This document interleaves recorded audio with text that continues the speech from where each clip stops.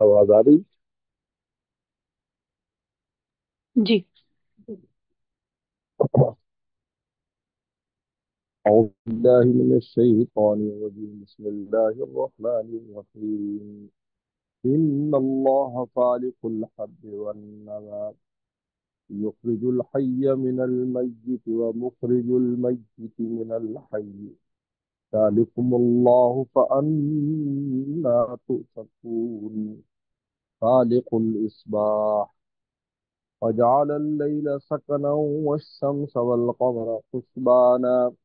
ذلك تقدير العزيز العليم وهو الذي جعل لكم النجوم لتهتدوا بها في ظلمات البر والبحر قد فصلنا الآيات لقوم يعلمون والذي أنشأكم من نفس واحدة فمستقر ومستودع قد فصلنا الآيات لقوم يفقهون وهو الذي أنزل من السماء ماء فأخرجنا به نبات كل شيء فأخرجنا منه شجرا نخرج منه حبا متراكبا ومن النخل من طلعها قنوان دانية وجنات من أعناب والزيتون والرمان مشتبها وغير متشابه انظروا إلى ثمره انظروا إلى ثمره إذا أثمر وينعي إن في ذلكم لآيات لقوم يؤمنون صدق اللہ مولانا العظیم۔ اللہ تعالیٰ نے منکرین نبوت اور مدعی جھوٹے مدعیان نبوت کی تردید کے بعد یہاں دوبارہ اسی مضمون کو بیان پہ جو پہلے بیان کیا ہے، توحید کا مضمون، اس بات الوہیت، اس بات توحید، پانچ دلائل دیے اس بات کی کہ اللہ تعالیٰ صانع ہے، اس کائنات کو بنانے والے ہیں، اور کمال قدرت کمال علم رکھتے ہیں۔ ان چیزوں کو بیان کرنے کے لیے کمال قدرت، کمال حکم، کمال علم اور کمال حکمت، چار چیزوں کو بیان کرنے کے لیے پانچ دلائل دیے۔ پہلی دلیل ان اللہ خالق الحب والنوا، اللہ تعالیٰ پھاڑنے والا ہے حب دانے کو، والنوا گٹھلی، دانا ہوتا ہے جو کھیتی سے گندم وغیرہ ہے، اس کو جب دانا ڈالتے ہیں تو اس کو پھاڑ کر اس میں سے رس نکالتے ہیں۔ النوا جو ہے وہ گٹھلی ہوتی ہے، جیسے کھجور کی گٹھلی ہے، آم کی گٹھلی ہے، پھلوں میں گٹھلی ہوتی ہے، اور وہ جو گرین ہوتے ہیں اور جو اناج ہوتا ہے اس میں دانا ہوتا ہے، ان کو پھاڑتا ہے، پھاڑ کر اس میں سے اللہ تعالیٰ پودا نکالتے ہیں۔ فالق، فالق مانا پھاڑنے والا۔ یخرج الحی من المیت، نکالتا ہے مردہ میں،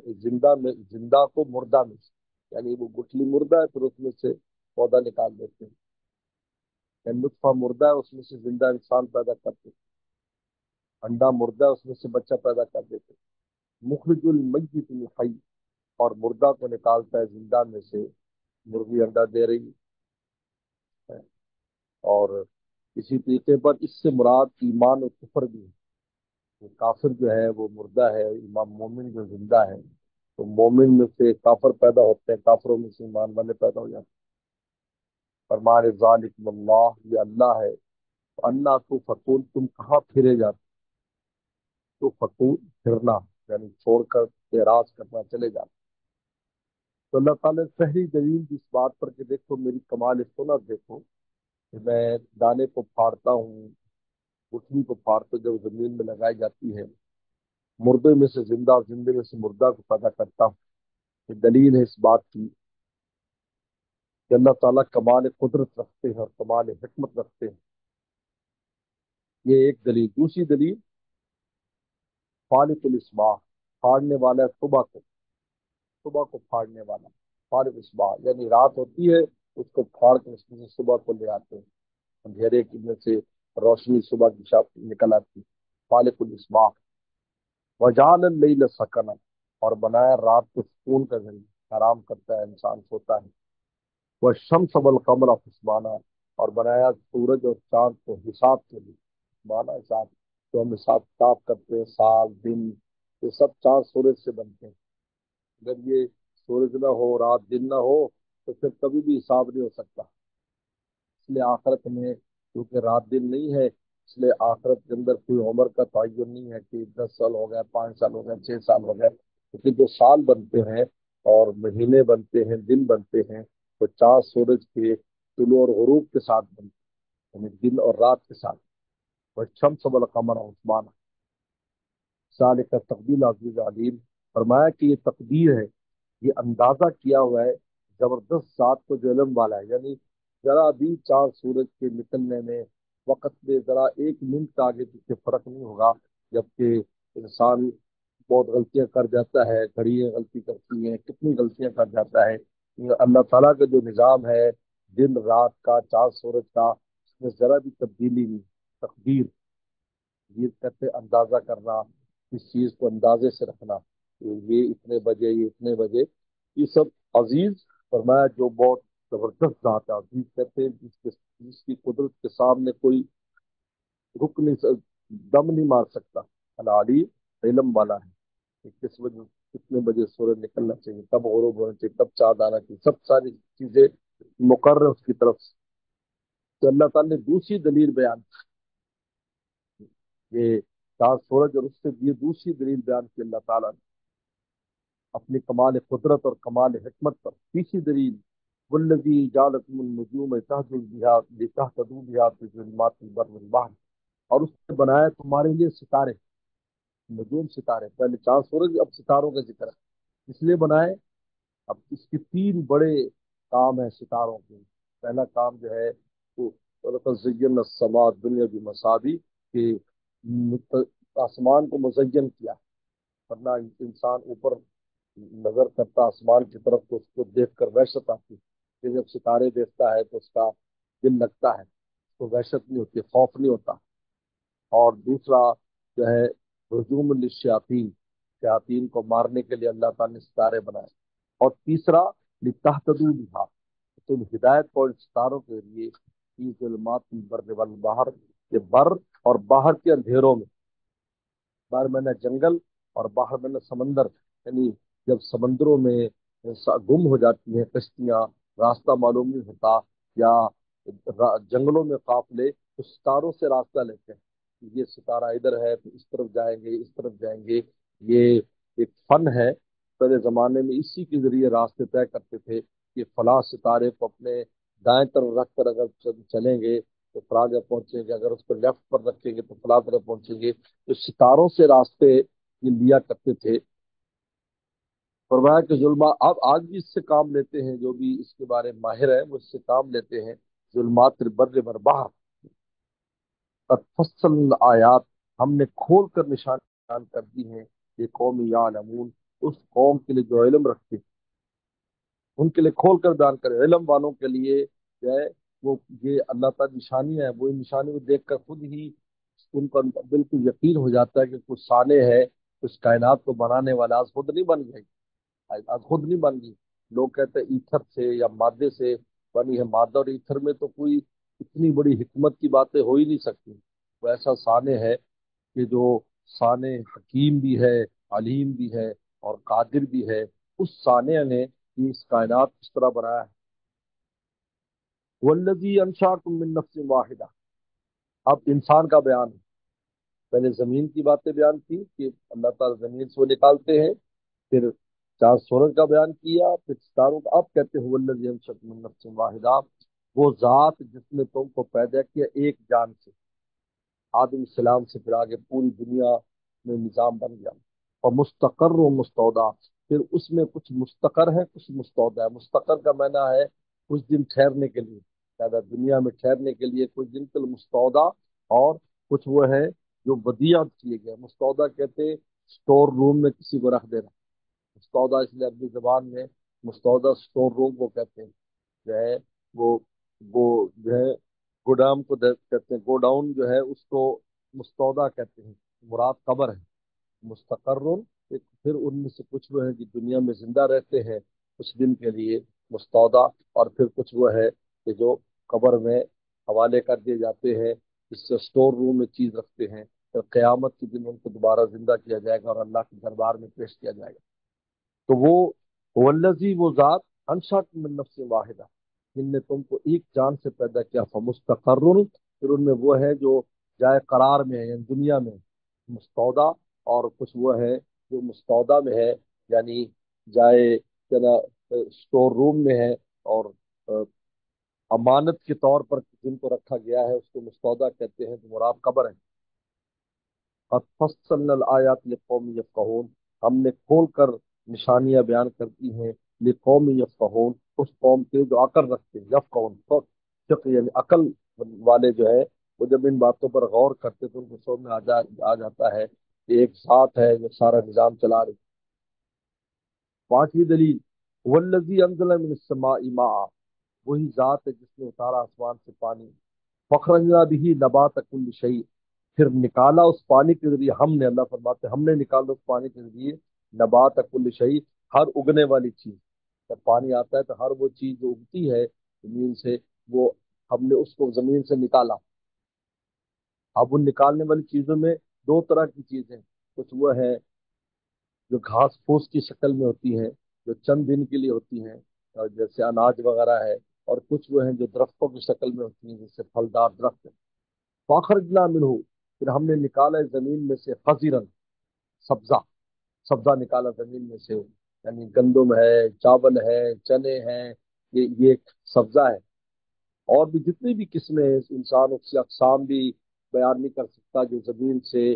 سبزے نکلتے ہیں۔ حضرت نخرج من حبا متراکبا، ہم نکالتے پھر ان سبزے میں سے حبا متراکبا، حبا متراکبا، دانے تہ بر تہ، متراکب یعنی دانے پر دانا چڑھا ہوتا ہے، اتنے دانے ہوتے ہیں ایک اس کے اندر، ایک بالی کے اندر 700 دانے جو ہے، 700 دانے ایک بالی میں ہوتے ہیں۔ فخرجنا منہ، تو ہم نے نکالا ہے زمین میں سے خضرن، سبزہ نکالا، سبزہ خضرن سے مراد جس کی کوئی مضبوط شاخ، مضبوط تنا نہیں ہوتا، جو تنا جو ہوتا ہے، جو ڈرم ہوتا ہے اس کا مضبوط تنا نہیں ہوتا، بعد میں وہ سوکھ جاتا ہے، وہ گر جاتا ہے، تو اس کو خضر کہتے ہیں۔ نخرج منہ حبا متراکبا، اور ہم نے نکالا اس میں سے، پھر اس خضر میں سے کیا نکالا، حبا متراکبا، یہ جو شروع میں کہا نا فالق الحب والنبا، تو حب کی یہ تفسیر ہے،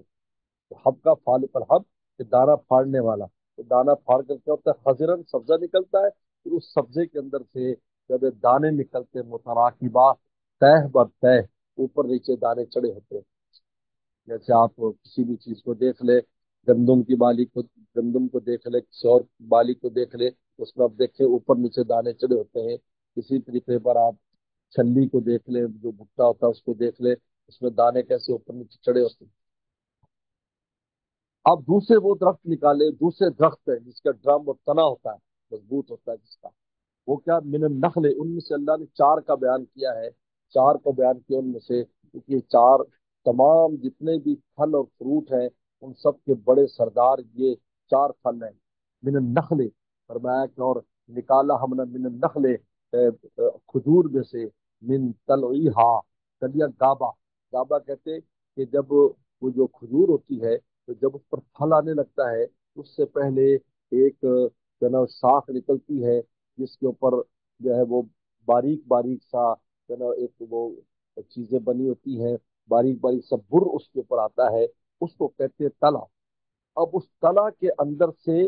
پھر جو ہے نا وہ درخت پیدا، وہ کھجوریں پیدا ہوتی ہیں اور کھجوریں لگتی ہیں، اس کو تلا کہتے ہیں، وہ گابا کہتے ہیں اردو زبان میں، ہم نے نقلے، اور فرمایا کھجور میں سے ہم نے من تلیہا، اس کے گابے میں سے نکالا، سنمان دانیہ، گچھے دانیاں لٹکتے ہوئے، سنمان کہتے ہیں گچھا، وہ جو پھلدار گچھا جو ہوتا ہے اس کو کہتے ہیں دانیہ میں نا قریب، تو ایسے ہاتھ سے بھی انسان اس کو اتارتا ہے، کچھ اونچے ہوتے ہیں اور کچھ قریب ہوتے ہیں۔ وہ جنات، اور نکالے کیا چیز، باغات، اس کے من آراد، انگور کے، بس زیتون اور زیتون، والرمان اور انار، مشتبر غیر متشابہ، ملتے جلتے بھی اور نہ ملتے جلتے بھی، آپس میں ملتے جلتے بھی اور جدا بھی، یعنی پھل جو ہے ایک طرف کے پھل ہوتے ہیں، بعض پھل کی شکل بالکل ایک جیسی ہوتی ہے اور ان کا ذائقہ اور ٹیسٹ بھی ایک ہوتا ہے، بعض یہ ہے کہ اس کے درخت کے پھل ان کے الگ الگ ذائقے ہوتے ہیں، حالانکہ ایک ہی درخت پر ہوتے ہیں، کوئی میٹھا ہوتا ہے، کوئی کھٹا ہوتا ہے، کوئی بڑا ہوتا ہے، کوئی چھوٹا ہوتا ہے، اور بعض ایسے ہوتے ہیں جو بالکل ایک دوسرے سے ملتے جلتے ہیں، زیادہ پھلوں کے اندر بھی ایسا ہوتا ہے، بعض درختوں کے پھل ہے تو سب ایک ہی جیسے معلوم ہوتے ہیں، ان کا سائز ان کا ذائقہ سب ایک ہی ہوتا ہے، اور بعض کیا ہے وہ جدا جدا ہوتا ہے، مشتبہن ملتے جلتے، غیر متشابہ جدا جدا، انظر الی ثمری دیکھو ان کے پھلوں کو، اذا اسمر وینہی جب وہ پھل آپ لاتا ہے، وینہی جب پکتا ہے، یہ پھل آتا ہے کچا ہوتا ہے، پھر اسی کو پک جاتا ہے، پہلے ترش ہوتا ہے اور بلکہ کڑوا ہوتا ہے، بٹر اور کڑوا ہوتا ہے، پھر ترش ہوتا ہے، پھر بعد میں وہی میٹھا ہو جاتا ہے، پھر وینہی یعنی جب پک جاتا ہے، ان فی ذالک الآیات لقوم یؤمنون، اس میں نشانیاں ہیں اس قوم کے لیے جو ایمان لانے والے ہیں، یعنی ایمان لانے والے جب اللہ تعالیٰ کی سنت اور کاریگری کو دیکھتے ہیں تو وہ ان کے ایمان میں اضافہ ہو جاتا ہے، اللہ تعالیٰ کی قدرت پر اور کمال علم اور کمال حکمت پر اللہ تعالیٰ کے، اور ان کی یقین میں اضافہ ہو جاتا ہے کہ اس کائنات کی سنتوں کو اللہ تعالیٰ دیکھتے ہیں۔ یہ پانچ دلائل جو ہے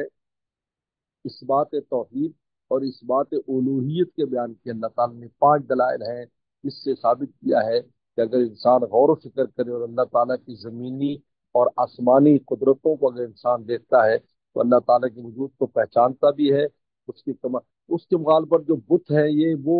اس کا کیسے مقابلہ کر سکتے ہیں، جن کا اپنا وجود بھی دوسروں کا محتاج ہے، بت بھی بنائے جاتے ہیں، اور اس سے یہ پتہ چلتا ہے کہ وہ لوگ جو چاند کو پوجا کرتے تھے، سورج کو، ستاروں کو، ان کو پوجتے، جیسے ابراہیم السلام کا پیچھے گزرا ہے مناظرہ، تو وہ تو خود پابند ہے،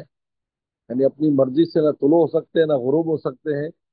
اور اس طرح زمین آسمان میں جتنی بھی نعمتیں خود انسان ہے یہ سب اللہ تعالیٰ کی کمال قدرت کا نتیجہ ہے، یہ از خود سب عاجز ہیں، یہ اللہ تعالیٰ کے حکم کے تابع ہے، لہذا جو حکم کے تابع ہے وہ کیسے خدا ہو سکتا ہے، جیسے سورج خدا بن سکتا ہے، جو طلوع اور غروب کے نظام کا پابند ہے وہ اپنی مرضی سے نہ پہلے طلوع ہو سکتا ہے نہ بعد میں طلوع ہو سکتا ہے، چاند ہے، ستارے ہیں، اور اسی لیے پر زمین آسمان کی جتنی بھی قدرت مظاہر قدرت ہیں یہ سب اللہ تعالیٰ کے احکام کے اور اللہ تعالیٰ کے نظام کے اندر بندے ہوئے اور پابند ہیں اس نظام کے، کہ اس طرح پابند ہے تو کیسے خدا ہو سکتے ہیں، اس لیے یہ اللہ تعالیٰ کے کمال قدرت کمال علم پر یہ پانچ دلائل اللہ تعالیٰ نے بیان کی ہیں، جس سے جو مضمون شروع سے آ رہا ہے اس بات توحید اور اس بات الوہیت کا اس کو بیان کیا۔ صدق اللہ مولانا۔